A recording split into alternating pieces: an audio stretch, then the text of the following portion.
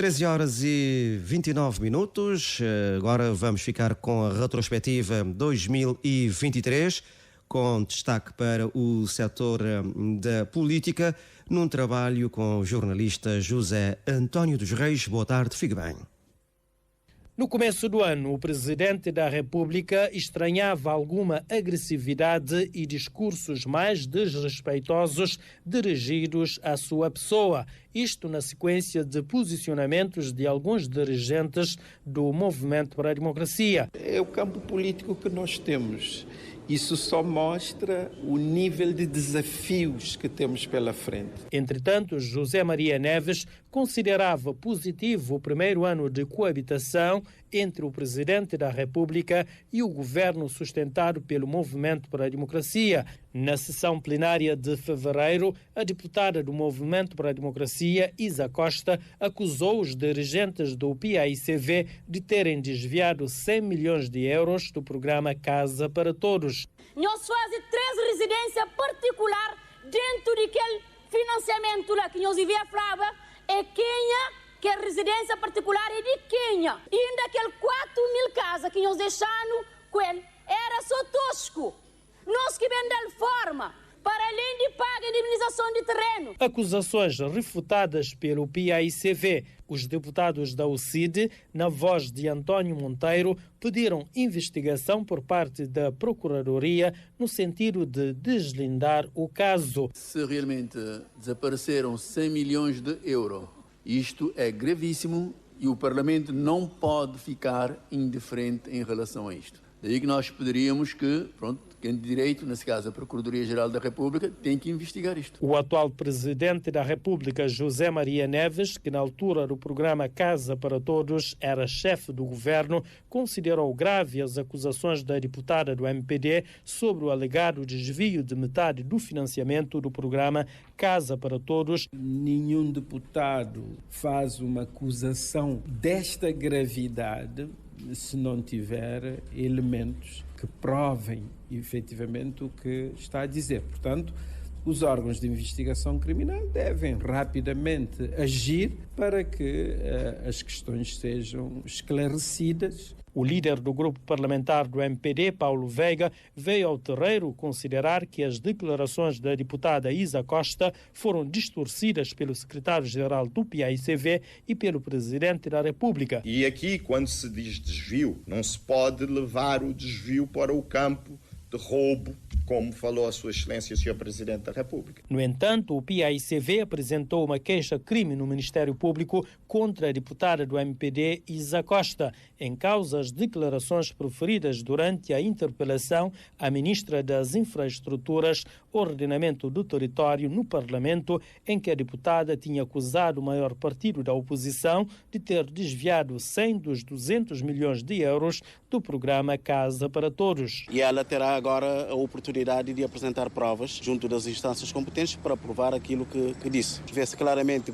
pelas casas construídas, mais de 5.000 casas construídas, 2.240 estavam prontas em 2016, em que 1.175 já estavam habitadas pelas pessoas. A instabilidade governativa nas duas principais câmaras municipais do país, Praia e São Vicente, foi outro assunto político que marcou o ano de 2023. Em abril, os militantes do Movimento para a Democracia foram às urnas para elegerem o presidente do partido. Na corrida ao pleito, 2 candidatos, Ulisses Correia e Silva e Orlando Dias. Ulisses Correia e Silva foi reeleito presidente do partido. Orlando Dias, candidato derrotado, acusou Ulisses Correia e Silva de ter usado recursos públicos para as campanhas internas. Mesmo assim, com um projeto que apenas teve o apoio da base e confrontados com um esquema de fraude generalizada, conseguimos o feito de, não cedendo a pressões, levar a candidatura até o voto. Em reação, Ulisses Correia e Silva afirma que os militantes compreenderam bem o que estava em jogo. Ao seu oponente, Ulisses Correia e Silva, diz que é preciso respeitar os resultados. Acho que a diferença é abismal.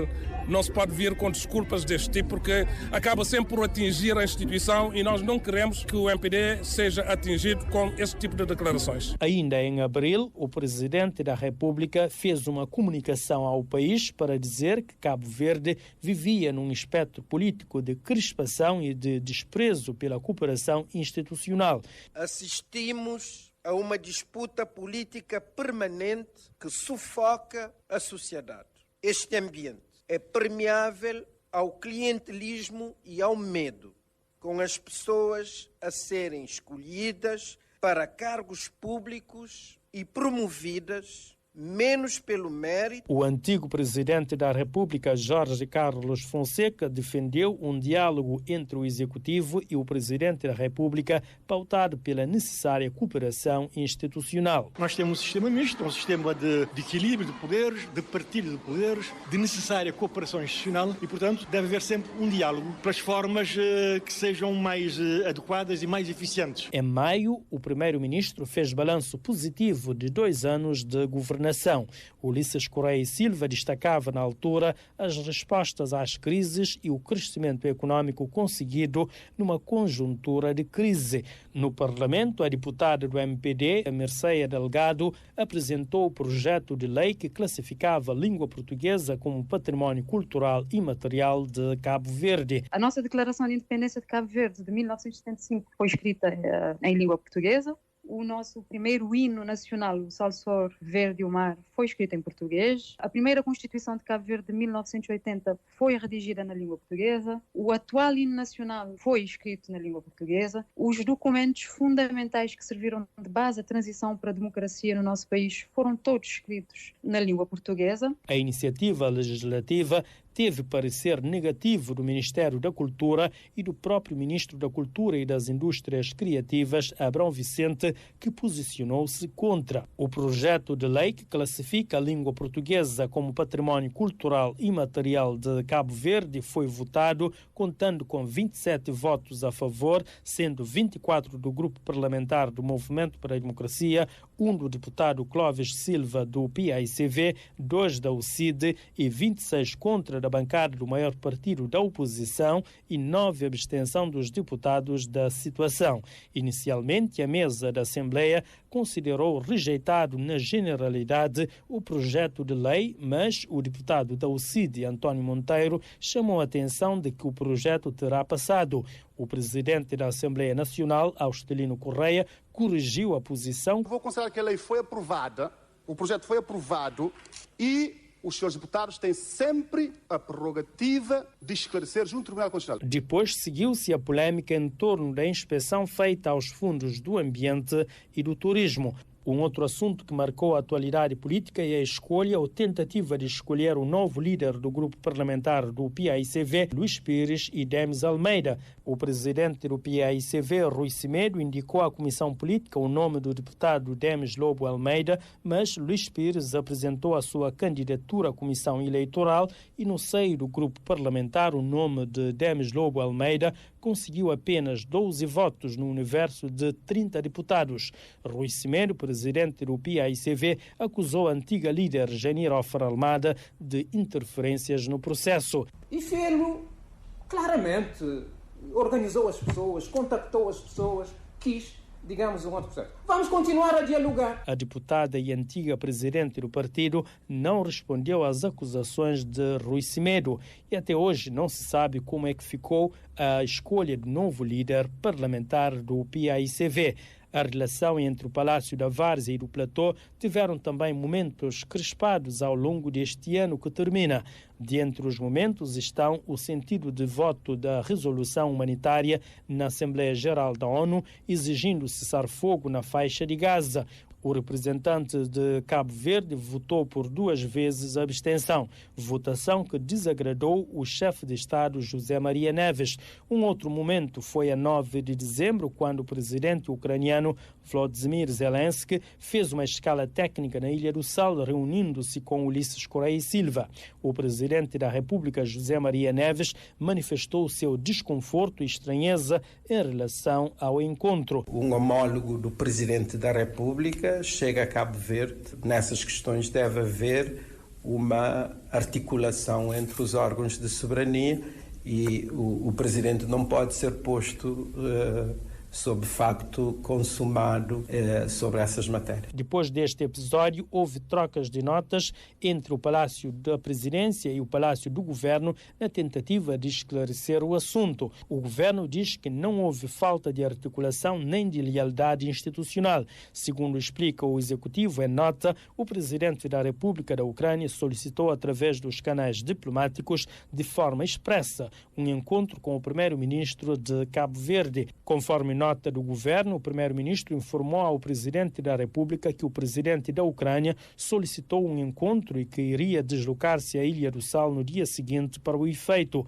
Um outro assunto que marcou e ainda marca a atualidade política no arquipélago é o salário da primeira-dama.